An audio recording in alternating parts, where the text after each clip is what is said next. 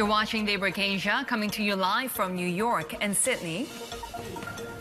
We're counting down to the opens in Tokyo and Seoul. Australia has just come online. The top stories this hour. Asian stocks are set to see a weaker open after Wall Street extends its slump. Bonds and the dollar edging up as the Fed minutes show policymakers see rates staying higher for some time. Iran says explosions that killed almost 100 people were punishment for its stance against Israel, adding to fears of a widening regional conflict. And new developments in Japan's airport crash investigation suggesting the smaller plane's pilot was not cleared to enter the runway. All right, we've got the open of Aussie stocks here at the start of the day. We're trading fairly steady, but futures had been indicating to a drop in the region, which would follow across from what we had in the Wall Street session. It still is a pretty sour start to trading for 2024, and the Fed minutes really playing into that because the latest ones telling us that the policymakers essentially think that rates will stay higher for longer. I won't get into too more details on that, but suffice to say it really did play out in the dynamics on the Wall Street session. In terms of what we're seeing in the reaction in other asset classes, we're seeing yields here a little change, but we did see that dollar strength for a fourth straight day, and that again has been playing into currency markets, even though the Aussie dollar just holding fairly steady yet again. Trading volumes, of course, playing into the dynamics as well, given that we have seen them still very subdued for Aussie stocks. Generally, a lot of traders still away from their desks at this point in time. Let's change on though and take a look at what we're seeing in the rest of the region today for Asia, because we do see Kiwi stocks already trading online, and they are in negative territory. Japan futures, one to note, because we do have Japanese equities returning from an extended break. Certainly one to be tracking at the top of the next hour. Chip stocks, of course, one to note, given there is the potential for some sort of supply disruptions from the recent earthquake. Japanese yen holding fairly steady, but it was earlier down as much as 1% against the dollar, really a dollar dynamic there, and continuing to watch Chinese equities, again, fairly steady going so far, Shery. Yeah, we continue to see that strength of the dollar play out on the Wall Street session. We had 4 sessions of gains. That would be the longest run since November. Take a look at how U.S. futures are coming online. We're seeing a little bit of upside after we saw stocks falling in the New York session, with the Nasdaq 100 losing ground for a 4th consecutive session. Those big tech names really continuing to retreat in the new year. We had treasuries really mixed. The 10-year yield ending the day near session lows. We had the 2-year yield though climbing up. Of course, the FOMC minutes were taking a little bit as hawkish. We had seen Fed officials continuing that conversation of keeping rates restrictive for some time. At the same time, though, acknowledging that probably we're at the peak rates and would begin cutting in 2024. We at the same time had more economic data showing a little bit of downside. U.S. factory activity shrinking for a 14th consecutive month. Number of job openings also falling. The dollar continues to gain ground right now. We continue to see disruptions of supply in Libya, increased tensions in the Middle East, and a renewed commitment by OPEC to stabilize prices. But really to do with what's happening with the Fed and where we can expect rates to go from here and what clues we got from those FOMC minutes. Let's bring in Bloomberg's Vonnie Quinn, who has the latest on what was said by Fed officials. Vonnie, what was your key takeaway? Yeah, no huge surprises, Shery. I mean, you've outlined sort of the major points. This was the pivot meeting, right? The Powell pivot, where markets really cheered that the Fed was done. And indeed, the minutes do seem to indicate that, yes, the Fed is at or near the peak of the rate cycle. Now, the question is, what happens from here? Well, forward guidance would indicate that, yes, the Fed could increase more if there was an upside surprise to inflation, but it doesn't seem like very many participants are expecting an upside surprise to inflation. And indeed, the data that Shery just mentioned includes data such as the ISM prices paid, which showed a decline more than expected. And again, mortgage applications were also down almost 11% in the last week of the year. So it does appear that Fed policy is working. Don't forget that for the first time in more than 3 years, the Fed's preferred underlying inflation gauge rose just 1.9% in November, the latest reading that we have. So that was below the 2% that the Fed is looking for the first time in more than 3 years. So there was broad optimism according to these minutes. If you see, clear progress was one phrase, for example, that participants noted. They also have baseline projections of Fed funds rates lower lower by the end of 2024. Now, here's where it gets a little tricky, because they might all expect rates to be lower, but there's a vast disparity between who expects what. Of course, we don't know who exactly is what particular dot on the dot plot, but for example, 8 officials see 2 quarter-point cuts or fewer. That means 1, right? Or 1 and a bit, perhaps. But 11 see 3 or more, and that's sort of more in line with what the market is expecting. So it's very difficult to know what will happen in 2024, but what we do know is that rates are very, very likely to be lower. No indication that that will start in March or anything like that, but participants do seem to be very cheered about the inflation outlook. Also, the staff projections show that they're also even more so potentially cheered by the inflation outlook. What else was notable to you out of those December minutes? Well, Shery and Heidi, the other thing that was really, sort of interesting was that there was a discussion about having a discussion about QT.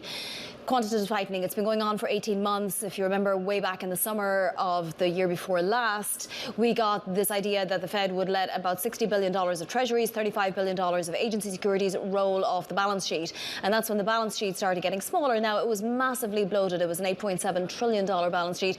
That's now about $7.7 trillion and continuing to get a little bit smaller every month. People don't know when it will be, sort of done, if you like, QT. There's a large amount of things that go into that factoring, and it could be as soon as this year, it could be the middle of next year. But the participants did seem to think that it's time to start talking about when they should start talking about it in order to be able to signal to the market when there will be a slowing as opposed to a complete stopping. So the market will get some notice of this, and also it looks like the participants want QT to slow before it stops as opposed to just stopping outright. Bloomberg's Vonnie Quinn here with the latest on those Fed minutes. And we do have breaking news right now. We're hearing that TikTok is eyeing a $17.5 billion shopping business. This is according to people familiar with the matter speaking to Bloomberg, that TikTok is aiming to grow the size of its U.S. e-commerce business tenfold to as much as $17.5 billion in merchandise sales this year. The 2024 goal for the U.S. version of the TikTok shop was discussed in internal meetings in recent weeks, according to these people. Now, TikTok shop, of course, melds online entertainment with impulse buying, and this also coming amid the backdrop, Heidi, of ongoing U.S.-China geopolitical tensions. And Shery, a lot of this adding to uncertainty for the markets, and we are counting down to Japan's first trading day of the year, and it is not necessarily the most upbeat market to be rejoining. Our next guest says Japanese stocks will remain interesting in 2024 and beyond. Let's discuss where those opportunities lie. Eric Lynch, who's a managing director at Sharf Investments, joins us now. Eric, great to have you with us, and a happy new year. Is it going to be another year of gains for Japanese equities? Of course, it was already a banner year. Where would you be looking at to capture more upside? Yeah, happy New Year to you as well, and thanks for having me. Yeah, it was a good year in 23 for Japanese equities, but keep in mind it's following a decade of kind of obviously lackluster relative returns. And so the valuations for Japanese securities are still only in the mid-teens versus, let's just comparatively look at the S&P 500 in the U.S., trading at 22 times. So you have this big discount on these names that are looking to grow their earnings based on a corporate governance story that's still intact. Operating margins and return on equity for Japanese equities continue to kind of glacially improve year over year. 10 years ago, they were low single digits, kind of 3-4%, and now they're closer to 8 or 9. And so that underwrites some earnings expansion, even independent of GDP growth, which could be very useful in what could be a global slowing economy, continued kind of global slowing economy in 24. Eric, of course, a lot of this depends on where the Fed heads, right? Obviously, Japan and the BOJ is the outlier, but for a lot of other economies, it's going to also depend on which side of the rate differential risk you end up falling on. I just want to throw up this chart taking a look at embedded market expectations. Fed's funds futures traders are expecting over 5 cuts in 2025 from the Fed, and given that we've seen yields slumping since the last 2 Fed meetings, there is this kind of narrative where they'll keep pushing for more expectations of easing until the Fed pushes back, right? Did you see any pushback in those December minutes, and do you think markets are well ahead of what we might actually get? It's a great question. Obviously, no one truly knows this answer. But I will say this, the market does look like it's getting over its skis a little bit into anticipating that many cuts. It could happen, obviously. But if it does, you could have some of this risk-on rally that occurred in Q4 unwind. And indeed, what's interesting about this is December, you did start seeing some market rotation out of the Magnificent Seven into the average stock out there. And the first 2 trading days of the year are, again, this risk-off mentality. So, the risk obviously is to the downside for the riskier elements of the market that are pricing in that substantive rate cuts for 24.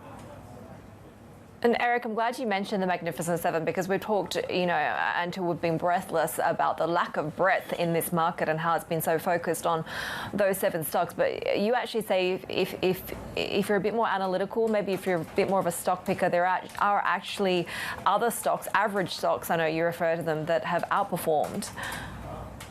Yeah, absolutely. Obviously the Mag 7 were up 80% for 2023. Guess what? They were only up 4% in the month of December. The average stock, as illustrated by the equal-weighted S&P 500 index, was only up 13% for the year 23, but it was up 7% in December. So you actually had the average stock almost doubling the returns of Mag 7 in the month of December. And you have kind of a similar rotation at tech, at least the first 2 days of the trading year. So, Peter Lynch was being interviewed about a couple months ago, and he said, look, I think this is a bear market for your average stock out there. And, we would agree as a stock picker group that the average stock has been neglected. It's been kind of huffing and puffing to catch up with the Mag 7, not just in 23, but really for years.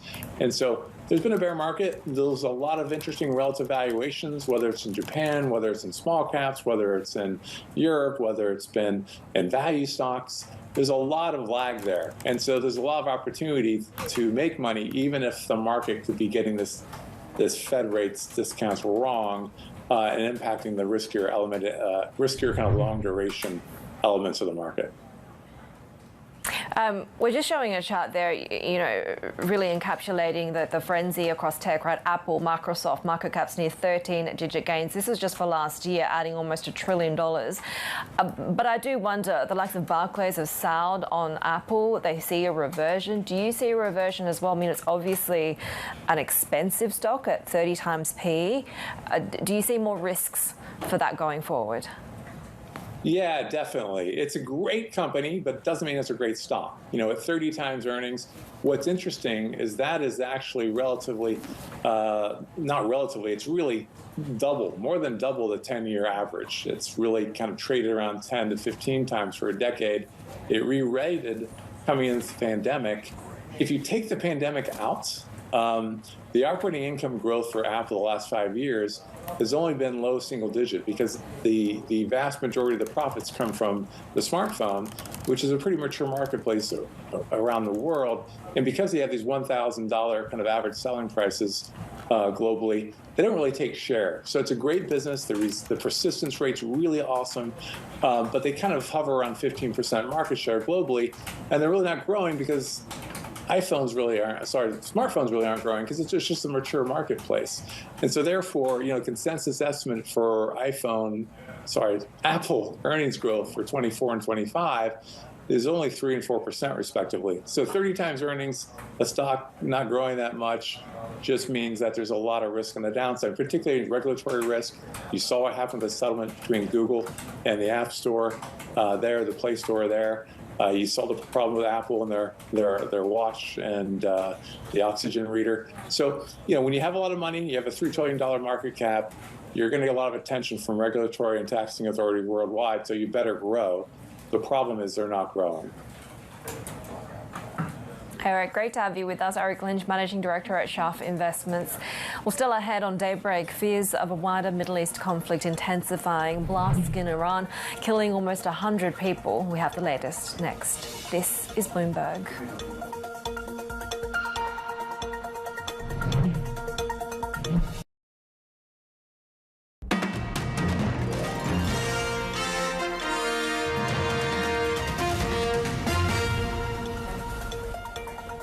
Almost 100 people were dead after blasts rocked central Iran. Tehran says the attacks were aimed at punishing its stance against Israel.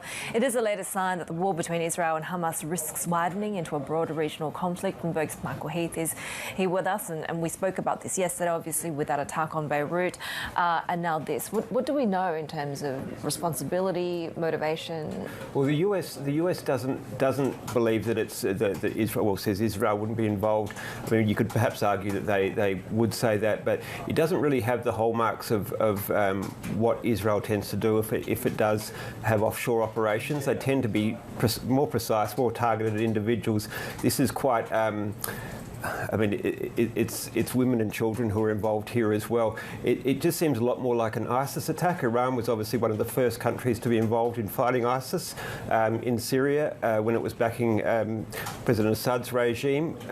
So it just looks more like a terrorist attack than an assassination. But in terms of the instability that it generates in the region, it just goes from bad to worse. I mean, it's one thing to have the assassination, the killing of the Hamas operative, the senior Hamas operative in Beirut with Lebanon, you know, the Hezbollah group there, and potentially, you know, that opening a new front with Israel. But in Iran itself, and Iran is obviously heavily involved with all these different groups around the region, it just adds to the instability there and the tensions, definitely.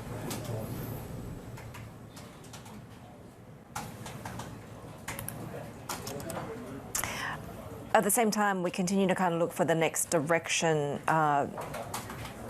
in the war in Gaza, right? And we've actually seen some US officials coming out and condemning the suggestion of a relocation of Palestinians.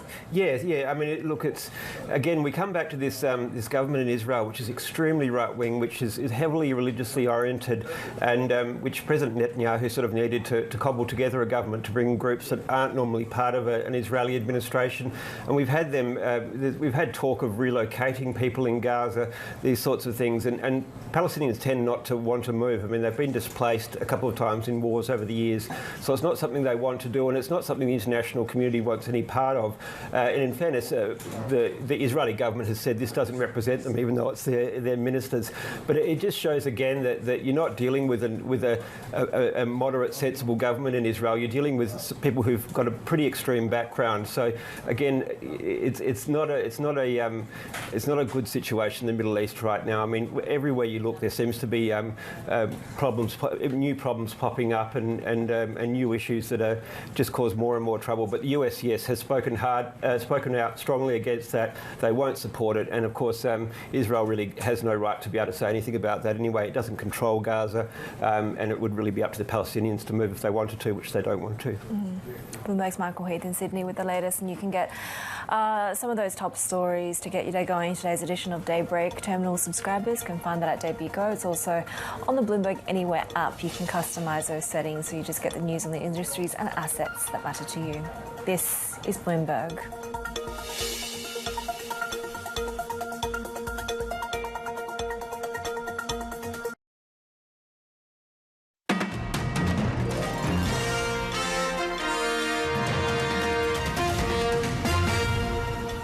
Welcome back. Bloomberg has learned that ByteDance's TikTok is aiming to grow the size of its U.S. e-commerce business tenfold to as much as $17.5 billion in sales this year. Let's get the details from our tech reporter Alex Barinka. And Alex, of course, we know that this company has been pressured by geopolitical tensions between Washington and Beijing. But how important has this e-commerce business become? It is arguably, according to our sources, a top priority, not just for TikTok, but also for the parent company ByteDance. TikTok's U.S. shopping business launched fully this year, just before the holiday season, and they've really been plowing a lot of money, headcount, and effort into this business. And according to our sources, it's only going to grow next year. They're targeting the $17.5 billion gross merchandise volume number, which means how much product, the value of the product sold on the site, which would be a pretty large increase from this past year when it was kind of in its infancy. So for TikTok, in terms of what's next for their business, growing on top of the entertainment platform, on top of the ads they sell there, this is really the next page, particularly for this gem of an e-commerce market here in the U.S. Alex, what about some of the regulatory and geopolitical concerns, particularly as we go into an election year in the US? I think for now, those concerns have actually calmed down, potentially because of the election. A lot of young voters are on the app. We saw in the last midterm election in the U.S., a young Democratic audience really stopped what was thought to be a big move by Republicans in Congress. And that is precisely the type of audience that is found on TikTok. So it's been quiet, but that doesn't mean that it will continue to be quiet in terms of legislation. If TikTok messes up, if they do something wrong, if there's some kind of controversy going into the season, Republicans have been really quick, particularly congressional Republicans, to use TikTok and anti-China sentiment as a talking point. So for now, things have been quiet, but there is absolutely no guarantee that they'll continue to be so, as TikTok continues to be kind of a favored punching bag, particularly for the Republican Party. Bloomberg's Alex Warinka there with the latest on TikTok and its U.S. e-commerce business. And other corporate stories that we're tracking. Bloomberg has learned that some of the biggest hedge funds ended the year with double-digit gains in what was a challenging 2023 for investors.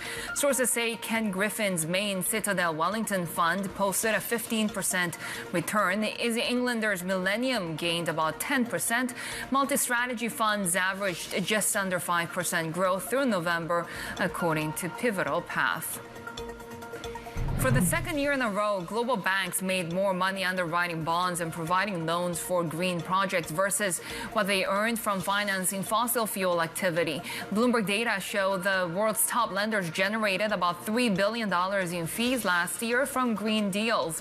By comparison, they brought in less than $2.7 billion from fossil fuel transactions. Walt Disney CEO Bob Iger is lining up allies as he seeks to stave off pressure from billionaire activist Nelson Peltz. Value Act Capital has pledged to support Disney's board nominees and will consult with it on strategy. Activist hedge fund Blackwell's Capital is also proposing 3 nominees to the Disney board who would champion Iger's strategy. Bloomberg has learned that Barry Gold spoke with key investors of First Quantum Minerals to consider a possible takeover of the Canadian copper producer. First Quantum shares surged as much as 15% on the news. The company has lost half of its value after the sudden closure of its mine in Panama.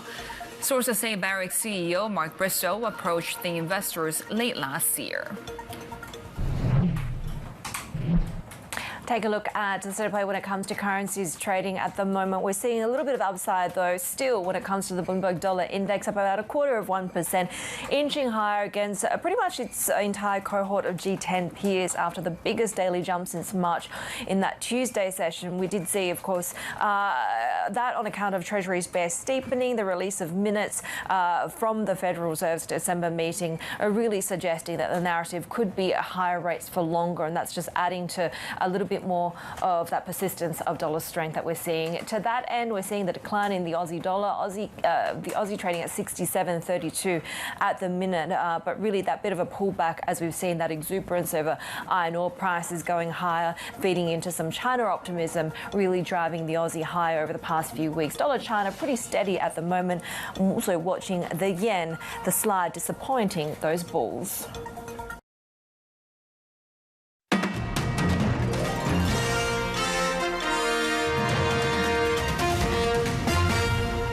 I think China has some profound challenges on demographics. It has profound challenges in terms of building a consumption economy.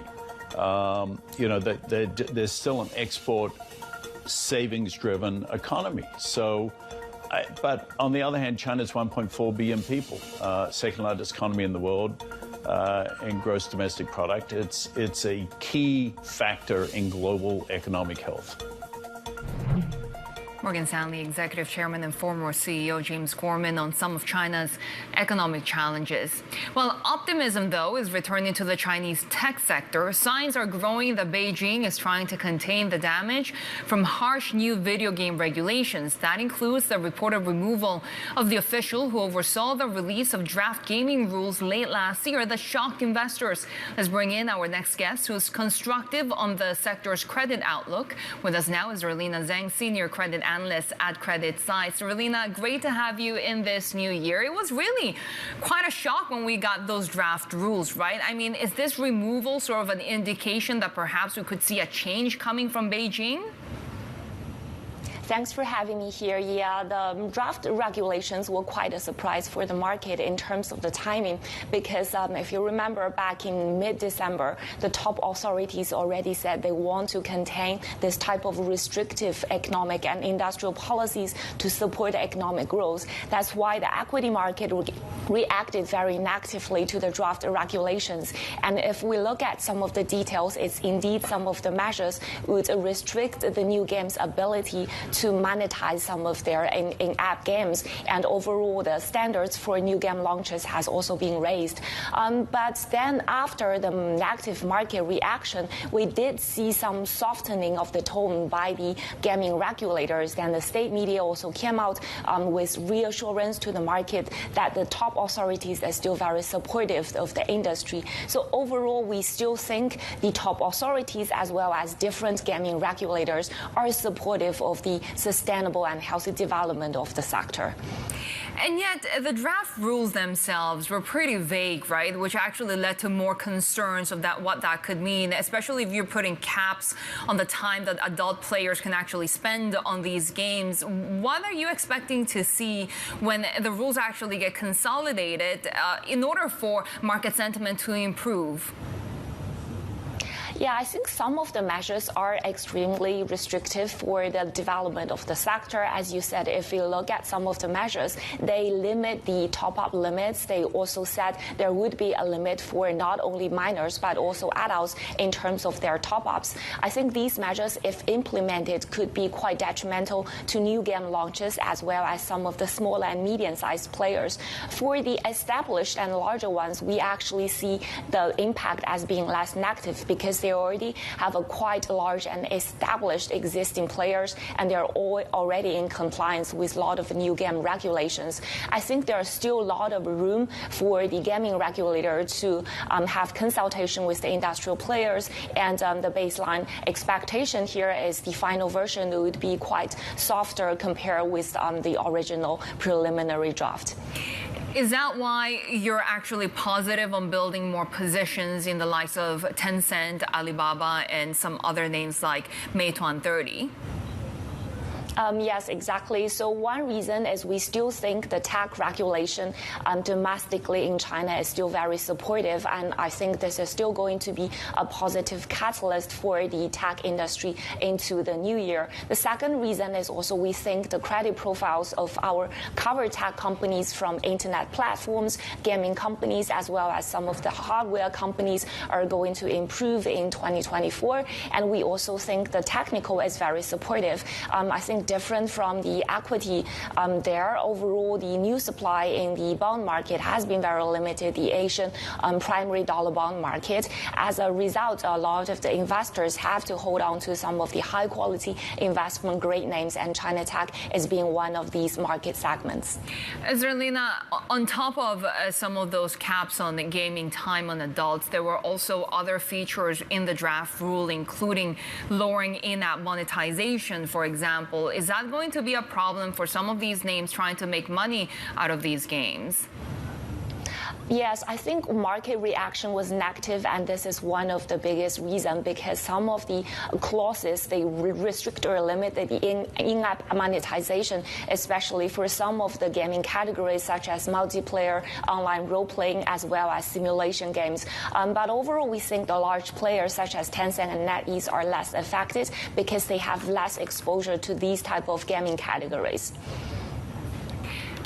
There's a clear reason why Beijing wants to really regulate this space, right? Whether it's trying to increase diversity in the gaming sector or just really trying to make these companies, especially tech giants in the industry, adhere to fair practices.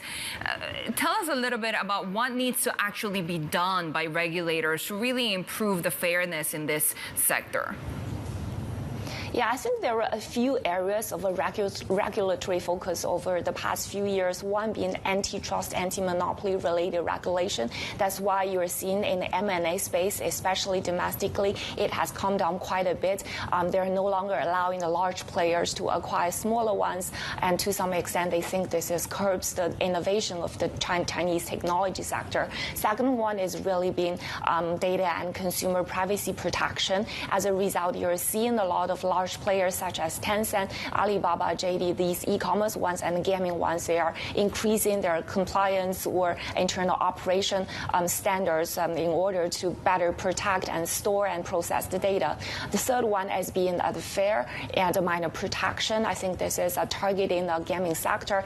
And so far, I think the large players has been in quite strict compliance with all these rules.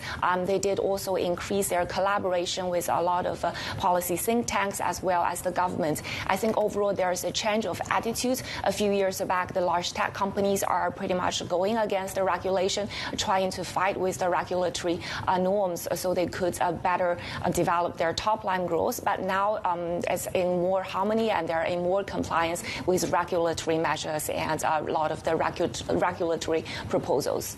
Lina Zhang, Senior Credit Analyst at CreditSights. Good to have you with us with an outlook for the gaming sector in China for 2024. Let's actually stay in the country because we continue to see those very challenging headlines when it comes to the broader economy. We're seeing wages offered to workers in major cities declining by the most on record. Data from online recruitment platform Zhaopin showing that average salaries for new hires in the fourth quarter fell 1.3%. That's the biggest drop since at least 2016, which underscores this deflationary pressure and sluggish consumer confidence. It was the third straight quarter of declines, the longest run since data became available. And of course, we have seen really that reflected in market performance. Chinese equity markets really have continued to be under pressure at the start of this year. How we're setting up for the open? Yeah, a lot of weakness across the board. There is the China story, of course, that's playing into it, and it is that concern around the health of the economy there. It's very slow to respond to any sort of policy moves, but also really reflecting the latest Fed minutes, which tell us that rates are likely to stay higher for longer. And so investors are really starting to pair their bets on just how aggressive G10 central banks are likely to be over the course of this year. So that was really the trading dynamic on Wall Street for yet another session. It played into a stronger dollar again. Yields little changed, but still the pressure to equities on the downside here, and you're seeing that really reflected in trading so far. Japan is the key market to watch in the session today because it's been on an extended break, but it is coming online in the top of the next hour. So these are the Singapore Nikkei futures, that contract. They're a little bit more liquid than the Chicago one, and it is pointing to some losses here of 0.7% at the start of trade. US futures fairly steady. Aussie stocks as well, half an hour into the session, and they are again under pressure today. One sector, though, to note of interest is what we're seeing in the energy space. If you change on now, take a look at what is really the lone bright spot so far, and these are some of the big oil-linked names that are rising. We did see WTI gaining more than 3% in the prior session. It is advancing a little bit further as we come online today as well. There are supply disruptions in Libya that's playing into it. You've also got increased tensions in the Middle East generally, and an OPEC Plus statement as well, OPEC statement saying it's committed to stabilizing prices. So something that is leading to those energy gains. And that's, as I said, the real point of brightness that we have so far in the session, Heidi. Bell here in Sydney, and Morgan Stanley's executive chairman and former CEO says US financial system is in good health despite several lenders collapsing last year. James Gorman also told us exclusively that proposed new banking regulations are too harsh and likely to change before being put in place. There have been thousands of comments put into the various regulatory bodies led by the Fed. It was a proposal that I would say was extremely aggressive and set a marker. It will not go through in that form. If it did, I think it would have very, very negative consequences for corporate lending across this country, which is not what you want. It's not going to help the economy grow. If the Republicans take the White House in 2024, whether it's Donald Trump or another contender, do you expect that this tighter regulatory environment will just fully unwind? It's too hard to project. I think we're in, you see pendulums swing, and we swung to lighter regulation to, I think, an excessive proposal. I think it'll swing back. So it's heading back to more balanced regulation, and that's where it should be. I'm all about balance. The banking system should not be deregulated. That would be a nightmare. On the other hand, if you over-regulate and you require capital standards that are so high that the banks are uninvestable, they can't grow. That doesn't serve communities well. You need prosperous, thriving banks to provide lending products for small businesses and consumers. You know, to the extent we're less than a year away from a spate of bank failures, to the extent that there are still fragilities in the financial system, what are they? I don't think there were a spate of failures, honestly. I think there were 3 banks that got it wrong.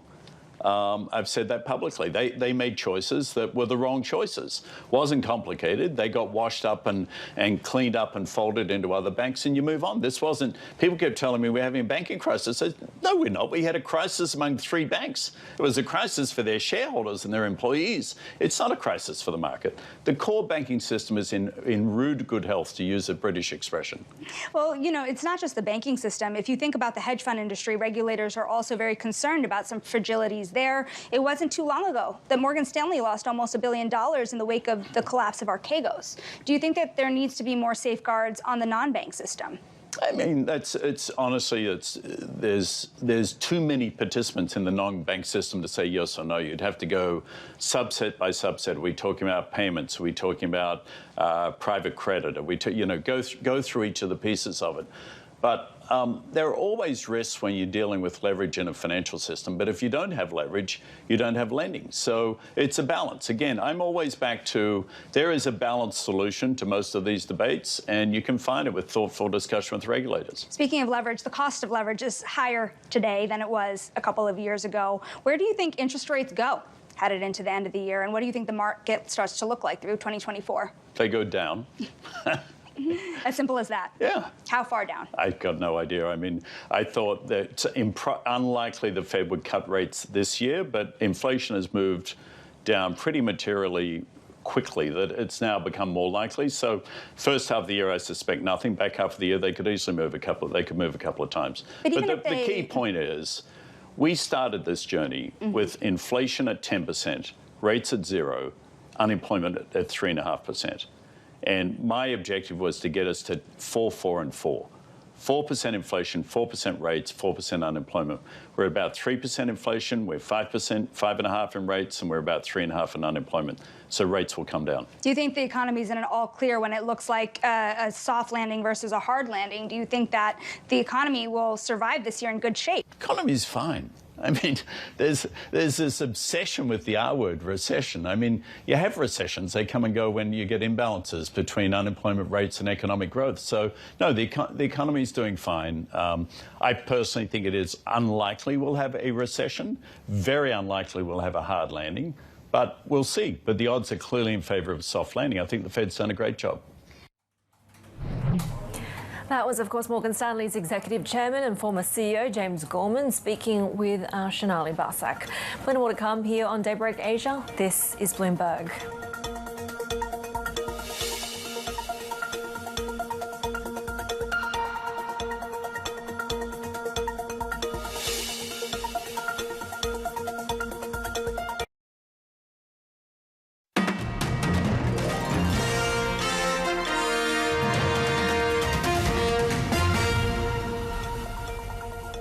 We are learning more about the events that led to Tuesday's collision between 2 planes at Tokyo's Haneda Airport. Air traffic control transcripts appear to show that the Japanese Coast Guard plane did not have permission to take off before entering a runway where the larger jet had been cleared to land. Joining us now with the latest from Tokyo is Bloomberg's Erica Yokoyama. So, Erica, fill us in on the details of these latest developments and what we know so far. Hi, Heidi. As you just said, we now have a transcript of the communication before the crash, and that suggests Coast Guard airplane didn't have permission to take off and was asked to hold before entering the runway. And Japan Airlines passenger jet was, on the other hand, was clear to land. According to the record, Coast Guard crew seems to have acknowledged the instruction to taxi to holding point. Officials from Coast Guard yesterday refrained from commenting further details on how miscommunication happened, as they are still investigating the detail. This morning, actually, Japan Airlines said it expects to book about 15 billion yen charge over the incident, and a loss will be covered by insurance, but they're still assessing the impact on earnings. Of course, the Coast Guard plane was on a mission to deliver supplies to earthquake-stricken areas. How are those rescue efforts shaping up? So it's been more than 2 days since the first earthquake happened, and still intensive rescue work are underway under rainy and cold weather. And more than 30,000 people are at evacuation centers waiting to get back home or moving into temporary shelters. And also 30,000 households are left without power. Quite a few still don't have any access to water or mobile services. And Kishida told yesterday that he doubled the number of rescue crew now to speed up the operations, and he also assured everyone that the incident at Haneda Airport hasn't affected rescue work and aid operation for earthquake zone. Bloomberg's Erika Yokoyama there joining us from Tokyo, Haidi. We actually want to take you to the Tokyo Stock Exchange because it's, of course, the first trading day when it comes to Japanese markets. But at the same time, there's remembrance and respect paid for the earthquake victims. A minute of silence being carried out. There will be no typical gong and bell ringing, which we're used to seeing every start of the year. But let's really discuss what's been happening at the Japanese markets because, of course, we have seen a phenomenal 2023 and an incredible rally for Japanese stocks. For more on the outlook for Japanese markets, let's bring in MLife strategist Mark Cranfield. Mark, I mean, we have seen such a rally that there's been a little bit of a concern that perhaps that would be it, especially if you have the BOJ moving in the opposite direction and you have them trying to normalize rates. What's the consensus right now on where the Japanese markets are headed in 2024? I think in terms of the equity market, people are still generally quite positive on that. Some of the significant changes which happened in 2023 will continue. We've seen much better governance for Japanese companies, encouragement to boost dividends as well.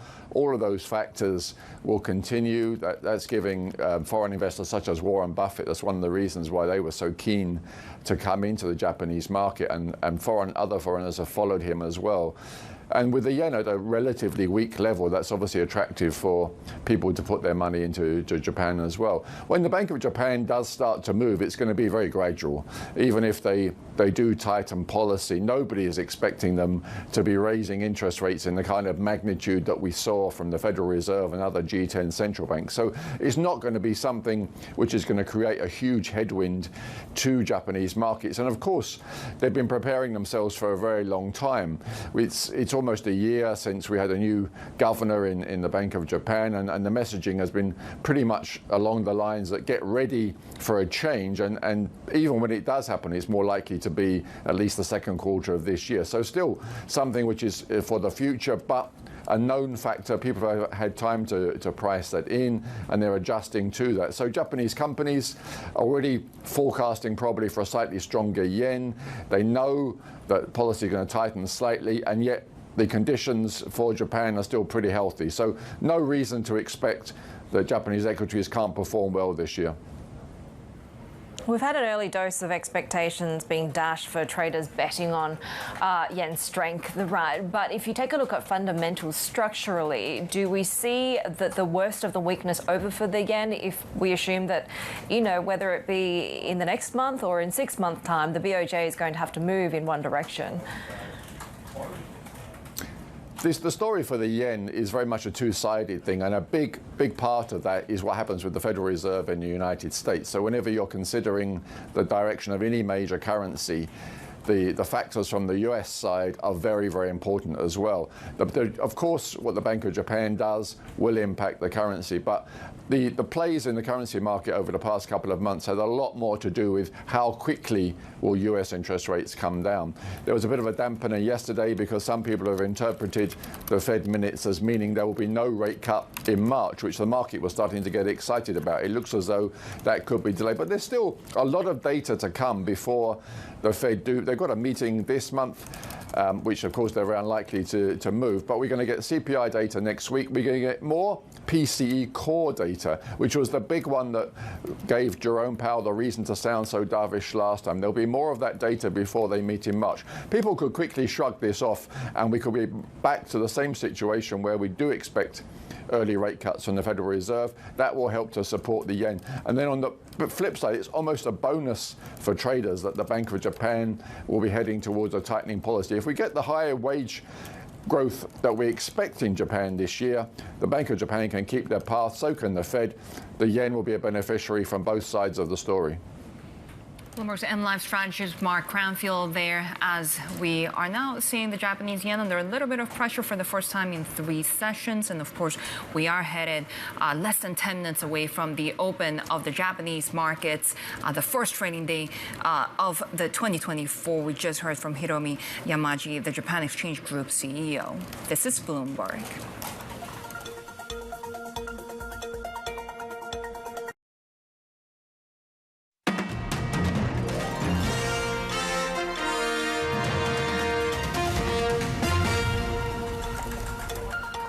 We are seeing the reopening of Japanese markets rejoining the fray in this new year. We have been hearing from officials, including that opening address by Hiromi Yamaji, who's the Japan Exchange Group CEO. And we've seen the cancellation of the gong ceremony, which is traditional and typical when we see this reopening on after the New Year's, out of respect for the dual tragedies that we've seen in Japan, starting with that New Year's Day earthquake and, of course, the ensuing aviation disaster at Haneda Airport as well. That investigation is still underway. The Tokyo Stock Exchange Managing Executive Officer Hiroki Kawai is present there as well. It comes on the back of really has been a stellar year for the Japanese stock market. It has really been the market darling. A few more challenges ahead, according to a lot of strategists we talked to, but potentially still further upside for Japanese equities. We do have that reopen in Tokyo, plus the opening in Korea next.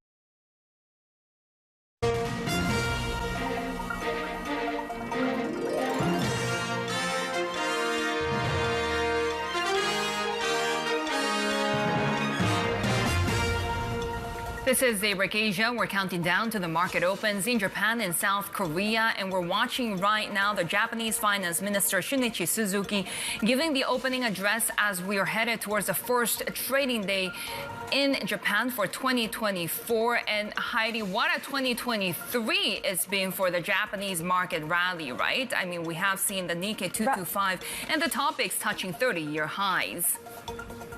Yeah, just really the market darling, particularly in this part of the world, right? A few concerns about where policy might go next. Of course, we're expecting the outlier from the Bank of Japan to start at some point normalizing rates and the impact that's going to have potentially on the yen. That's certainly a factor as we get into trading for Tokyo this year, Belle.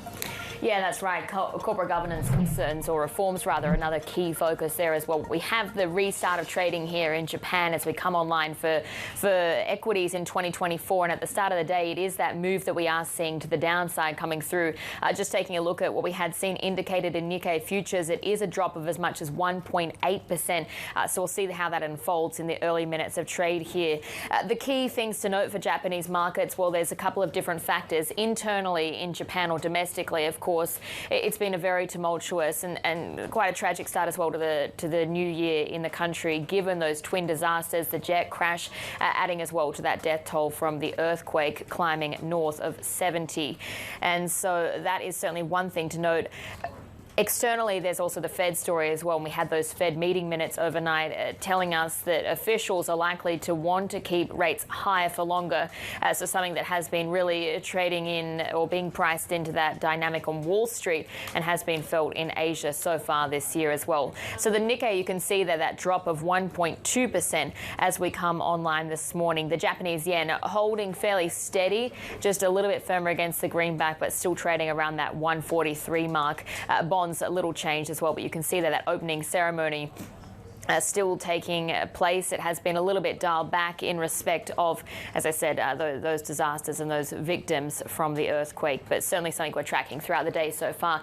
Let's change on because we also have the start of trading for Korea this morning, and at the start of the day it is that focus still on the tech sector, given we've seen the Nasdaq losing ground for 4 straight sessions today. You can see that Kosdaq is more sensitive to the tech play, a little bit more under pressure than what we're seeing for the broader Kospi, but still down around 0.9%. And weakness again that we're still seeing in the Korean won against the greenback that again had been firmer for another session overnight. In the Aussie session, again, it is those tech stocks that are under pressure so far. We actually are seeing that leading the decline so far for the ASX 200. But as I've been saying over the past few days, trading volumes here are still around half of where they would be typically on a 20-day moving average basis. Yields little changed. Greenback also fairly steady against the Aussie dollar so far. But you are watching those moves there. WTI still extending its advance, gained as much as 3.3% in the prior session. That's really the story of oil field disruptions in Libya. You have extending or enlarging tensions in the Middle East. OPEC as well really committed to stabilising prices, and that has all put those bulls back in the market, Shery. So we are seeing energy names in Australia, the lone ones in the green so far. Yeah, really interesting, right, Belle? Because that narrative of oversupplying the market continues, but those risks also overshadowing some of that market supply. But let's bring in our next guest, who says the key risk in markets is geopolitics, not interest rates or a recession. With us now is Vikas Prashad, Asian Equities Portfolio Manager at M&G Investments. Vikas, great to have you with us. This, to me, seemed a little bit contrarian, given that markets seem to be so focused on where the Fed goes from here and where the BOJ goes from here as well.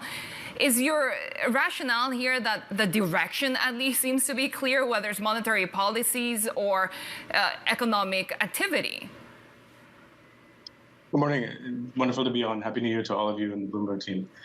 I think if we look back over the last 3 to 4 years, there's been talk about interest rates, recessions, what will happen as a result of those in the markets. And we have been aware of all those things. Our focus has been on areas preparing for the future where we cannot quantify things. Geopolitics is one of them. If you look over the last 3 or 4 years, COVID, conflict around the world, that has had more of an impact on inflationary, more impact on inflation, on supply chains, than some of these moves in interest rates. And that's where we continue to focus, largely also because that's where our portfolio companies are focused. That's what they're thinking about. That's what they're preparing for.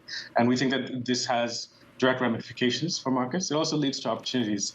If you look at different sectors, there are opportunities opening up as a result of all this as well.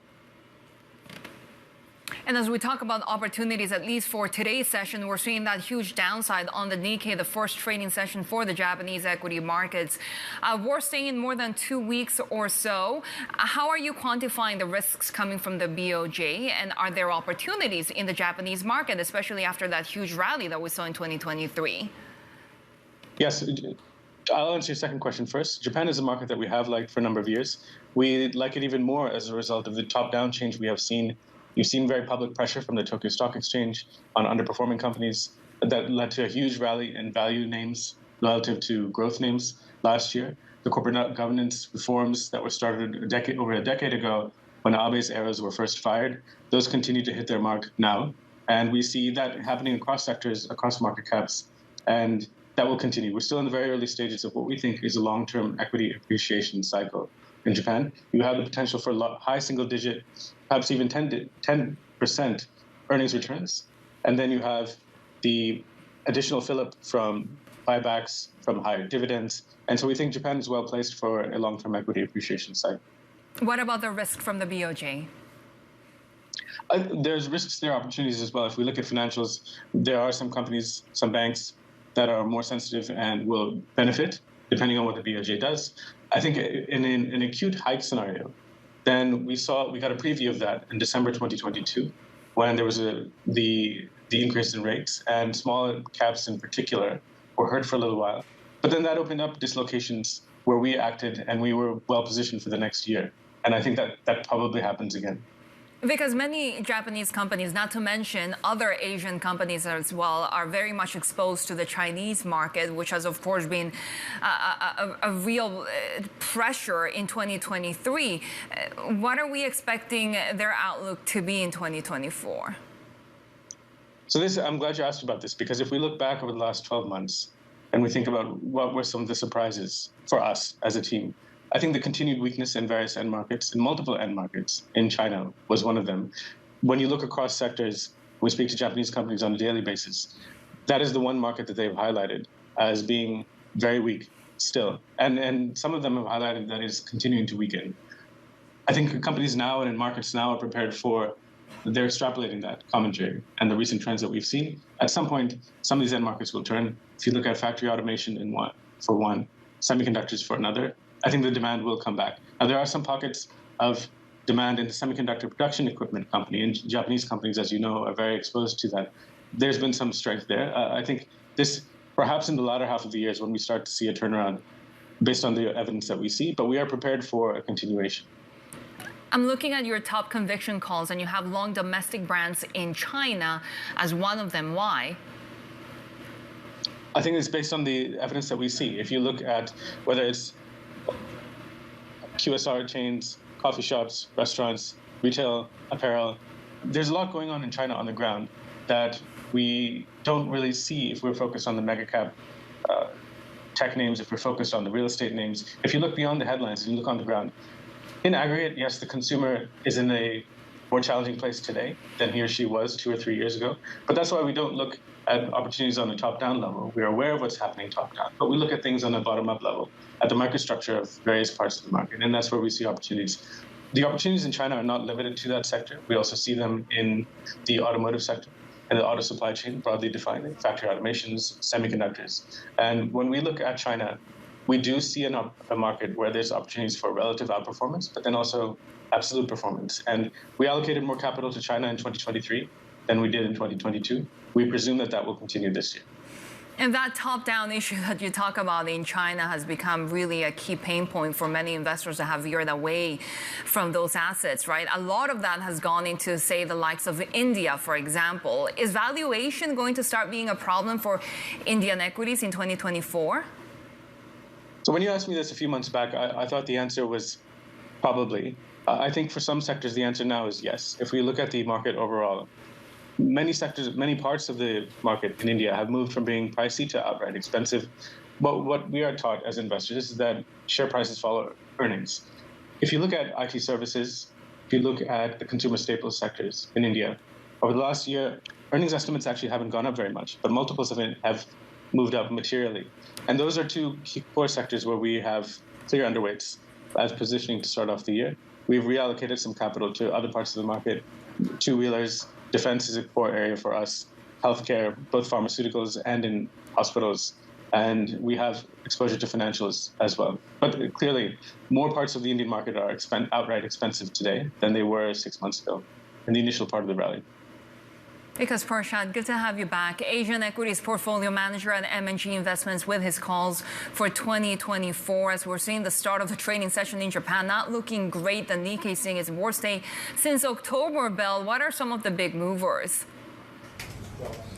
Yeah, well, there's actually pretty much every single sector so far, Shery, is in the red this morning, but it has not been a great start to Japan either in terms of the disasters that we've seen really facing the country there. So, of course, there was the earthquake on the first day of the new year, at magnitude 7.6 in the country's northwest, and a lot of coverage of really the human toll from that disaster. But in terms of also the market disruption that's also being felt this morning with the resumption resumption of trade here this morning, and this is an area that has a lot of different semiconductor, chemicals, steel companies. A lot of them have manufacturing bases in that region and so are affected as well. So Shin-Etsu Chemical, for instance, the fifth largest company that's listed on the Topics Index, it's one of them, and it's really slumping here. You can see down 5%, but you are seeing a number of other companies behind me. These have been some of the most named or most frequently cited companies in media coverage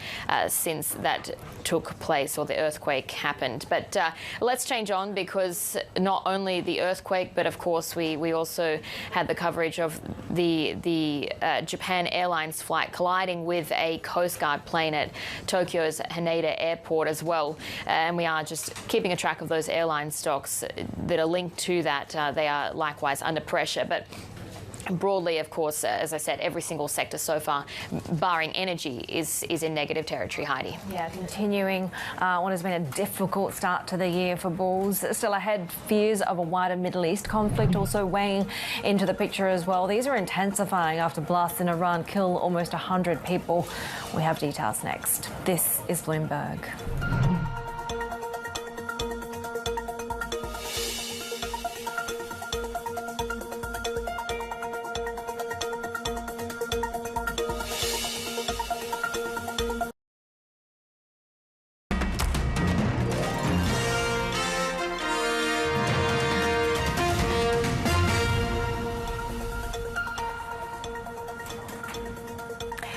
Take a look at how we're trading at the moment. It is another risk-off day as we head into the start of trading, just about 15 minutes or so into the start of trading as we get that restart or return to trading from Japan markets. You're seeing only the outperformer that we see, the only outperformer I should say, is really across the energy sector, up about 0.9%. We saw oil really rising for a second day on account of these continuing supply disruptions in Libya, as well as another attack on a container ship in the Red Sea. Those blasts in Iran. We'll get a little bit more on that in just a moment. Also weighing on these fears of increased tensions across the region. We're also watching iron ore as well. That's seeing a bit of a correction, but obviously we've seen some pretty robust gains when it comes to iron ore, even early into this new year, on these perhaps elevated expectations that the Chinese government will bolster economic stimulus after President Xi's televised address pledging to strengthen the economy. Let's get back to geopolitics. And almost 100 people were dead after blasts rocked central Iran. Tehran says the attacks were aimed at punishing its stance against Israel. It's just the latest sign that the war between Israel and Hamas is risking widening into a broader regional conflict. Bloomberg's Michael Heath is with us with the details. So, you know, the developments over the past few days, even into this new year, really certainly elevating those risks. What do we know about these explosions? Yeah, it's a real shock, Heidi, because it's not very often that it happens that you see these sort of events in Iran. The US has said obviously it had nothing to do with it, doesn't expect that Israel had anything to do with it, and that seems to sort of gel, given that states tend to target individuals. This was just carnage, basically. You know, it's a terrorist attack, it looks like. So the reports have been out there that it may well be ISIS, the Islamic State, or another terrorist group. Iran does have enemies on that front there. It fought ISIS, obviously, in Syria during the civil war there. So we're not sure. I mean, Iran has responded saying it's because of the situation in Gaza, as it probably would, but it seems highly unlikely that a state was involved in that. But yeah, it's still unclear at this point. And we continue to see Houthi militants increasing their attacks on the Red Sea. Is this just another indication that the conflict is escalating in the region? Yeah, Shery, I mean, it's just sort of like they're like mushrooms. These issues popping up. I mean, whether it is the missiles being fired at boats from Yemen, or this terrorist or this attack in Iran, or you know, the assassination of the senior Hamas leader in Beirut. It's not like 2024 has started in a more peaceful fashion. It's really does seem to be escalating, but there's not a lot of advantage from either the Western side or the US side or Iran and its side as well in escalating this. I think most of the big guys or the major powers, they would rather see this contained to Israel and Hamas because there's just so much at stake if it spins out of control, and the potential for escalation is very, very high, and no one knows what will happen there. There's just not a lot to be gained from it, but certainly, you know, the chance of accident or something else being triggered here is very, very high. It's quite an intense situation. And in a lot of ways, we're seeing just that dislocation between Israel, even within Israeli voices, or with the US government. Obviously, we're now hearing about these comments about, one would assume, would be a forced resettlement that's being proposed by some ministers. Yeah, I mean, the government, US says the Israeli government has reassured it that this is not policy or anything like that, but they are extraordinary comments talking about the resettlement of people in Gaza, that basically these two groups can't live side by side. I mean, there is an argument for that, but you just can't do these things, and certainly you can't do them in the 21st century. So it is a very right-wing, it's a religious government, and some of the ministers there have a history of quite inflammatory remarks, and we're seeing this again, and it was condemned by the US, and ministers were actually named, which is very, very unusual in sort of from the State Department on that front. But yes, that Israeli government doesn't do itself a lot of favours there in terms of garnering support from international opinion, and a lot of them seem to they seem to be sort of almost aiming for a siege mentality where they turn themselves against the US, and it's just sort of Israel against the world. I mean, it's really sort of biblical kind of stuff you hear from them, and really out of step with sort of the Western world these days. Michael Heath there with the latest. You can get a wrap of those stories that you need to know to get your day going in today's edition of Daybreak. Bloomberg subscribers can get to Daybreak Go on their terminals. It's also on the Bloomberg Anywhere app, and you can customise those settings for the news on the industries and assets that matter to you. This is Bloomberg.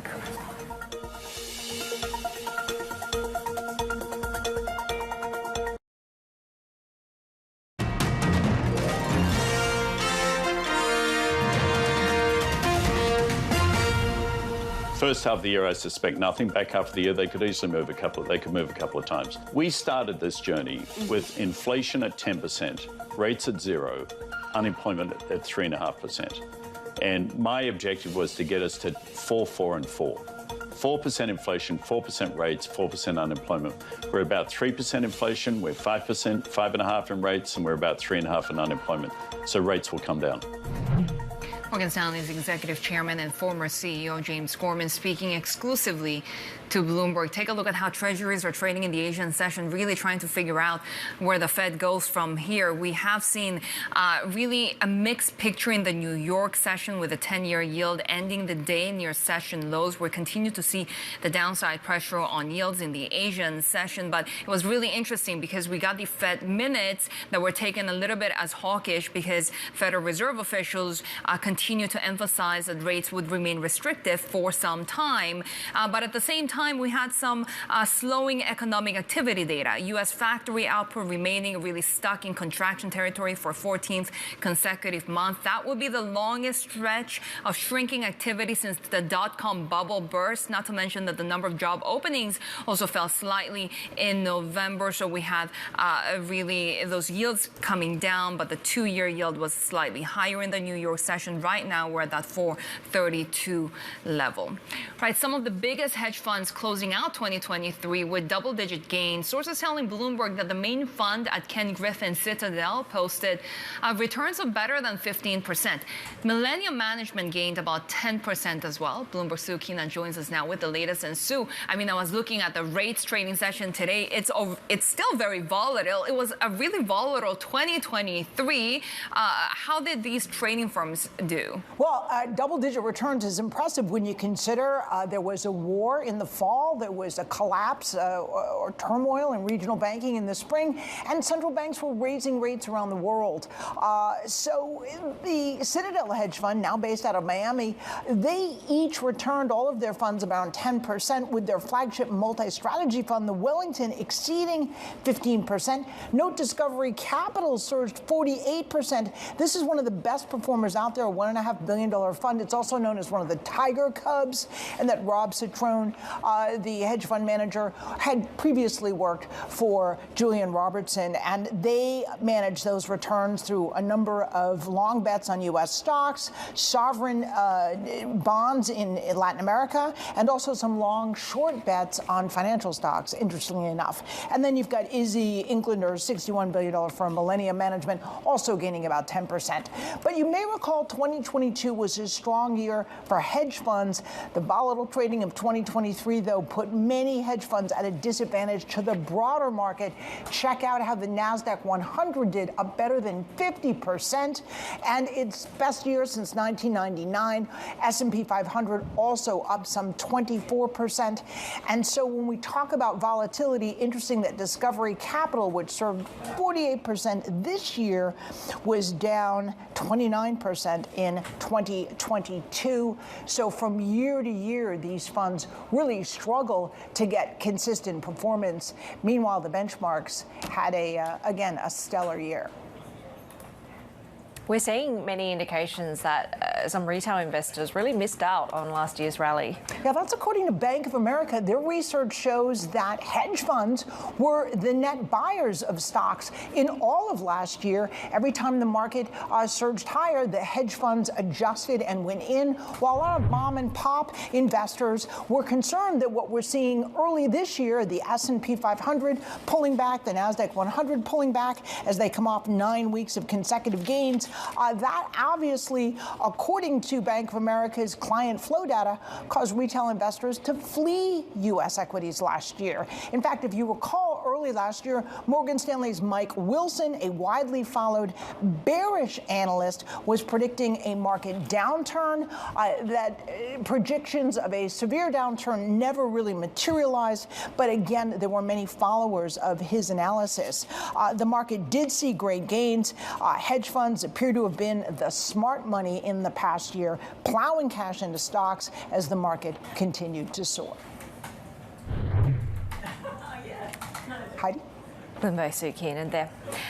Some of the other stories that we're tracking at the moment: for the second year in a row, global banks made more money underwriting bonds and providing loans for green projects versus what they earned from financing fossil fuel activity. Bloomberg data showing that the world's top lenders generated about $3 billion in fees last year from green deals. By comparison, they brought in less than $2.7 billion from fossil fuel transactions. Take a look at how we're setting up when it comes to the European trading session. Of course, not a great lead from the US, and subsequently we're also seeing quite a bit of downside so far in the Asian session. Of course, the outlier in terms of the outperformance so far this morning has been the energy sector, and continue to watch energy stocks as crude continues to edge higher on some of these geopolitical and supply concerns as well. We did see European stocks dropping on Wednesday, a little bit more upside, although Stocks 50 futures, German DAX futures looking pretty flat at this point. And that further slide really comes as we see that cautious start to the new year for risk assets. Plenty more to come here on Daybreak Asia. This is Bloomberg.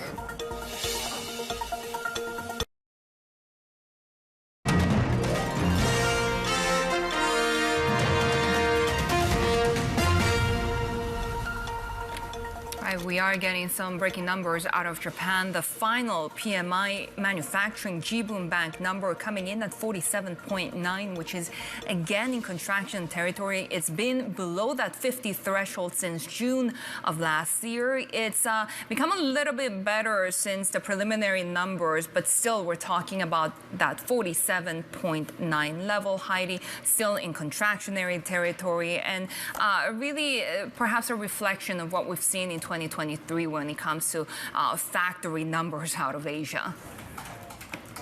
Yeah, we are also getting the numbers when it comes to Hong Kong and Singapore as well. Take a look at Hong Kong. The S&P Global Hong Kong PMI for December, 51.3. That's actually quite a good improvement from 50.1, which of course was just barely by a whisker in expansionary territory. The index rising to the highest reading since April 2023. Output rising to 51 from under 50 in November. That's the highest since June 2023, and really seeing the reversal of that contraction trend. New orders also seeing a gain versus the prior month and at that June 2023 high there as well. When it comes to Singapore, we are seeing 55.7. That's also a rise from 55.8 that we saw in the previous reading. And we did see, of course, really these expectations that Singapore's economy continue to get into the end of 2023 with strong momentum, Belle.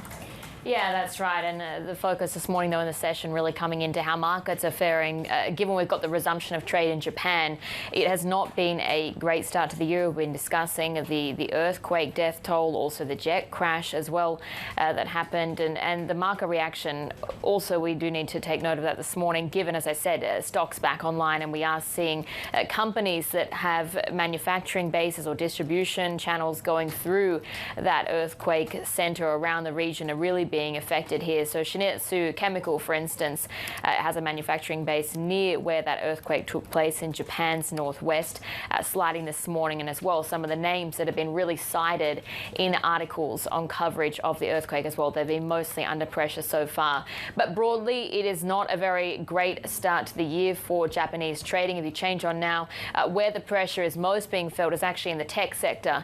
It does follow, of course, what we had on Wall Street trading, because the Nasdaq's been sliding for 4 straight session. The SOX has been losing ground as well, even though a lot of investors are actually optimistic on the outlook for semiconductor names, but still seeing some big drops here across the board. Generally in the session, though, it is Japanese equities that are leading the drop so far. If you just bring up the IMAP function and take a look at the sectors that are most under pressure, because you can see those names in the chip sector are feeding into that broader loss for the IT sector. It is leading the drop so far in the session. Just one sector so far managing to hold on in the green, and that is what we're seeing in the energy space. We have been tracking the oil price gains across the morning. We do see WTI still advancing somewhat after a 3.3% rise in the price session. So it's really supply disruptions that are bringing those bulls, Heidi, back into the market. Well, Bloomberg investigation has found that US and European banks are ring-fencing their operations in China on a scale rarely seen in modern international finance. Subsidiaries once seen as key to expansion for global giants are now operating more independently, in some cases less competitively. Our finance editor Adam Hay joins us now with more on today's big take. So, obviously a lot when it comes to the political situation, regulatory situation, the risk assessment, I guess, in China is driving a lot of this. Indeed, but a little historical context. If you just go back to 2020, remember, a lot of these foreign banks were positioning in China to really open up and expand their businesses. So not too long ago, they were really set up to expand there. And of course, the idea that they could have full control of the joint ventures there, that was very much the situation. And then in a very short space of time, lots of things have moved in the other way that are making it increasingly difficult. And I think really that's what this story highlights, just how difficult it's getting now. So, for example, now because of the new regulations, top executives, when they fly in from the States into China, are almost having to sit in separate areas of the office and separate meetings. A lot of the data, of course, as we've been reporting extensively, is now having to be pretty much ring-fenced and operated as a separate entity. So that means that the transfer of data around the world for these global businesses is incredibly cumbersome, expensive, slow, and all of these things make it very, very difficult and increasingly costly, of course, to run a global operation, as all these banks are in China. So a number of things for the way that executives what they have to do when they arrive in the country, but the ongoing day-to-day running of operations now is clearly just getting that much harder. And of course, we've seen also, not just in banks, but also in the broader financial space, for example, in quantitative hedge funds that are seeing increasing regulatory burden, especially in that data space, making it hard and quite cumbersome now, increasingly costly to do business there. So lots of detail in this story that just shows not just the political upheaval and the tensions between the US-China there, but the way that the regulation is really making it very difficult to operate these global banks. You keep emphasizing costly, expensive. So basically it will become more difficult and more costly and expensive to do business in China, right, for these overseas firms in the years and months ahead. Is it worth the trouble? Well, of course, many of these banks, Shery, think it's absolutely worth the trouble, and there's no point really dwelling on why they think that, because obviously the opportunity set to grow your business in China is vast. So the reasons are clear why you'd want to grow your business there, but the question is, how far are they going to go now, some of these foreign players, in the next few years, when clearly just in the space of 2 or 3 years, operating your business there has become so much harder.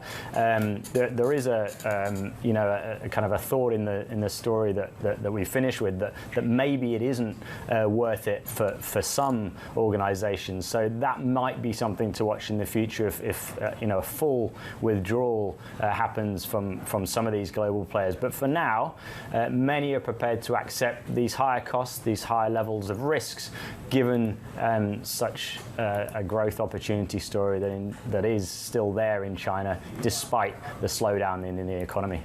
Bloomberg Finance editor Adam Hagen. You can actually read that big take story on the terminal and Bloomberg.com. And the reason that I was asking why is it worth it is because it's been a rocky 2023 for China, right? Beijing still struggling to reverse that slide in the property sector and boost its economy. While Adam was just telling us about how these business people still think there's value in doing business in China. And Morgan Stanley's executive chairman and former CEO acknowledges that. He says that it remains a key driver of global economic health. James Gorman telling us exclusively where he sees the biggest risks for China's leaders. I think China has some profound challenges on demographics. It has profound challenges in terms of building a consumption economy. There's still an export savings-driven economy. So. But on the other hand, China's 1.4 billion people, second largest economy in the world in gross domestic product. It's a key factor in global economic health.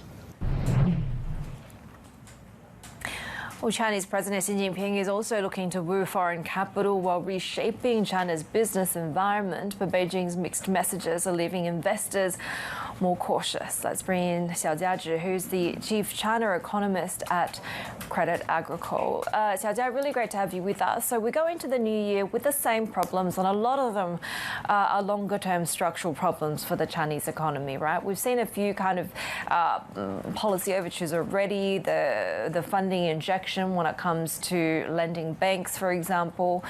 Are we going to see any big shift in policy to try and support the economy? Thank you. I definitely see that Chinese policymakers are showing a stronger willingness to put their policy, measures a little bit easier. So, in order to boost confidence, in order to stabilize the economy, as well as to arrest the continued slide in the property sector. Recently, we have seen that the PBOC has injected a very significant amount of RMB 350 billion in PSL, so that to support the construction of the in the housing sector. I think that is a positive development, and also I think in the near term we are going to see more of that, more of the policy easy measures. For example, from the PBOC, it's quite likely they are going to lower their policy rate after the recent deposit rate cut by the Chinese banks. I think that could partly help to help the credit expansion, as well as to lower the funding costs for the Chinese corporates and private sector. And of course, debt remains a perennial issue, but I do wonder, given how stretched the broader economy is, whether this is going to be the year where we'll see more challenges. We've got this report that the local government financing vehicles will have to pay a record $651 billion of maturing local bonds this year. How does this play out? I think at the fiscal level, I think the central government this year will have to shoulder more of the responsibility when it comes to stabilizing the economy. And for the local government, they will have to, get more of the support from the Beijing, for example, to get this refinancing ongoing, replacing the existing relatively high cost debt with the lower cost ones, for example, through the refinancing and the issuance of those local government bond issuance to replacing those local government financing vehicle debt, as well as getting some of the other support. For example, still a reasonable amount of the local government bond issuance to continue to oil the local economy, to do local fiscal expansion, as well as to support the local infrastructure. I think this year, while the Chinese policymakers will continue to introduce incremental policy easing to stabilize the growth, is also a very important task for Beijing to manage such that risk related to the property as well as to the local government. How difficult will it be? Well, first, I guess I should ask, do you think that China's economy, the household confidence issue, the private sector confidence slump, are these already signs of a pretty deep deflationary cycle, right? And if so, how hard will it be to be able to reverse that negative demand cycle if confidence is already taking such a hit?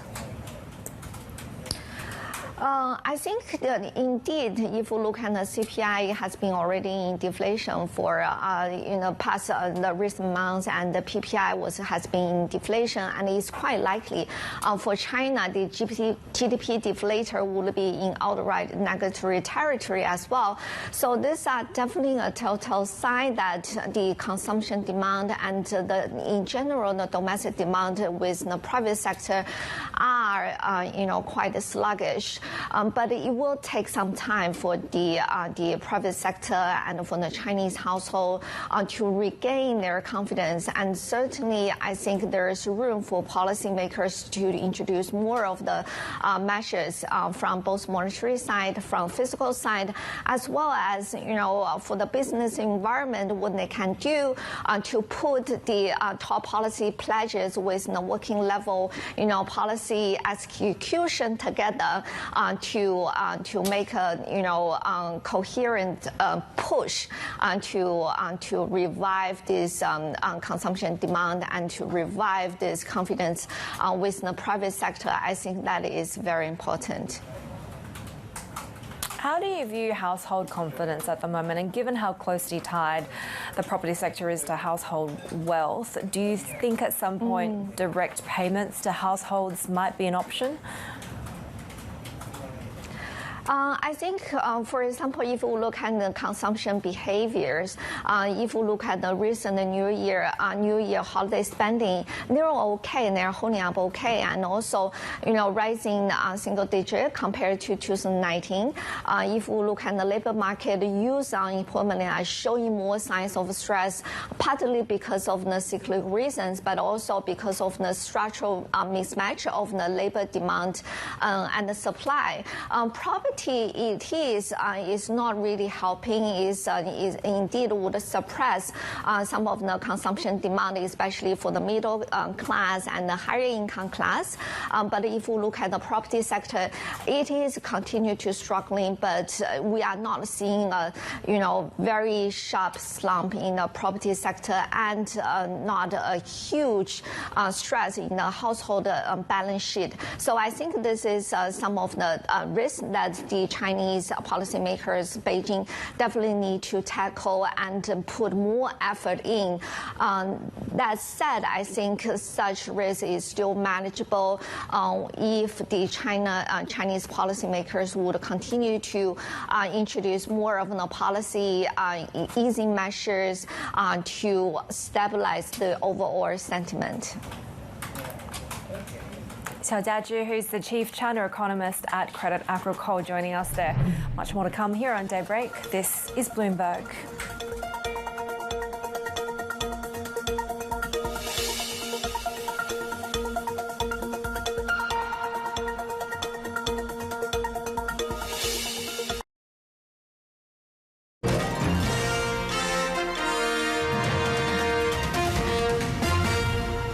broad downside across Asian equity markets, and you can see the Nikkei is down 1.7%, being led lower by information technology and material stocks. One sector that's in the green, not only in the Japanese market, but around Asia, is the energy sector. Perhaps not surprising given that we're seeing some upside in oil prices. We have seen supply disruptions in Libya, not to mention escalating tensions in the Middle East, and OPEC coming out talking about stabilizing prices is leading to those gains on WTI around $73 a barrel at the moment, which of course is offsetting some of those oversupply concerns.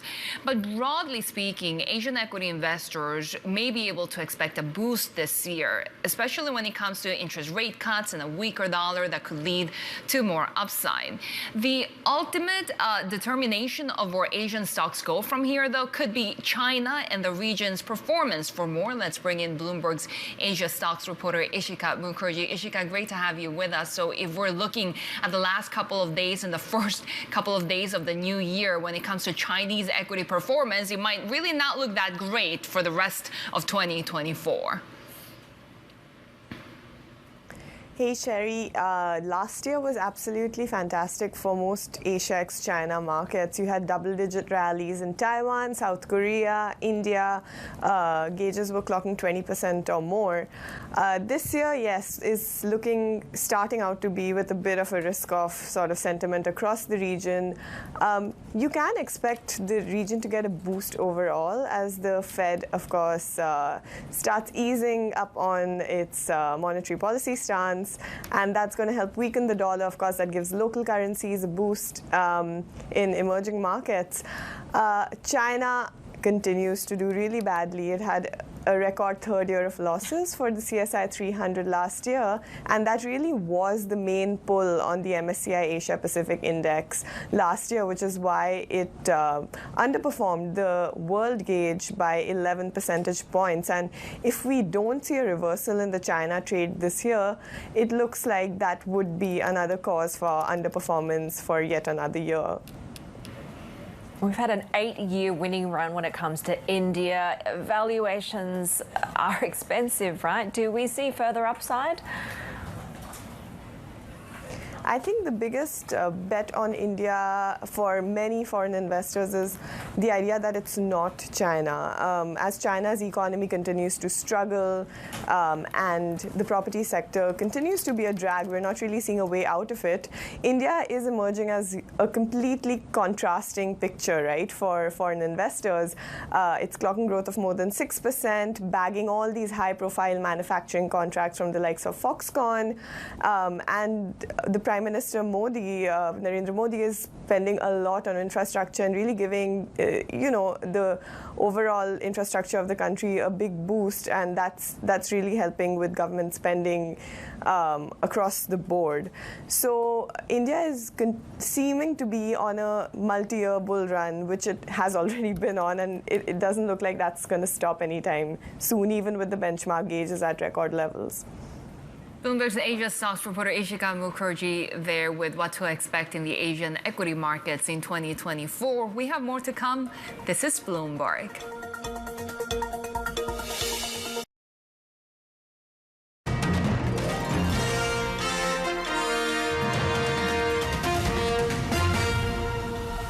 Welcome back. Bloomberg has learned that ByteDance's TikTok is aiming to grow the size of its U.S. e-commerce business tenfold to as much as $17.5 billion in merchandise sales this year. Let's get the details from our tech reporter, Alex Varinka. Alex, of course, we know this comes with the backdrop of escalating tensions between Beijing and Washington, but how important is the e-commerce business for TikTok?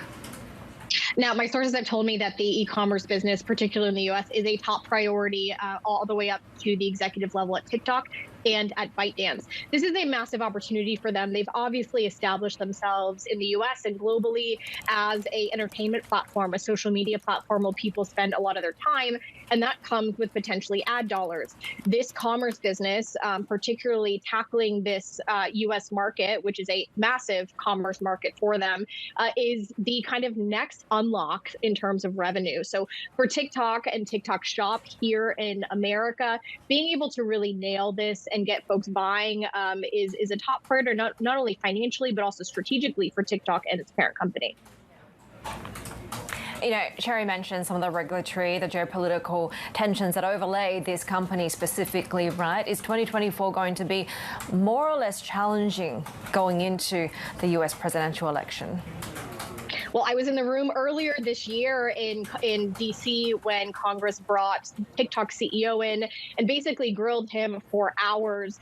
So in the absence of another grilling in Congress, this year is kind of a question mark, because it could be one where TikTok continues to fly under the radar as they have ever since that congressional hearing. You haven't heard a lot of calls for legislation, as congressional members have been more focused on the election, on the geopolitical issues in Ukraine and Israel. But with this election year comes a lot of talk on social media as campaigns get underway. And if TikTok becomes a focus, and if TikTok draws the ire of particularly the Republican Party, but even the Democratic Party through the election season, then those calls for a ban could get louder again. There's been 4 bills introduced in Congress. None of those have really moved forward. There's still a national security review going on under the Biden administration. So all of those things are kind of under the water, which appears calm for now. But as we know, with social media in this industry, when there's an election season, there's always room for drama. And TikTok is certainly probably at the top of the list for potential folks who would be in the mix. Bloomberg tech reporter Alex Barinka there with the latest on TikTok. And that is just about it for Daybreak Asia. Our markets coverage continues as a look ahead to the start of trading in Hong Kong, Shanghai and Shenzhen. Do stay with us. Bloomberg Markets, the China Open is next. This is Bloomberg.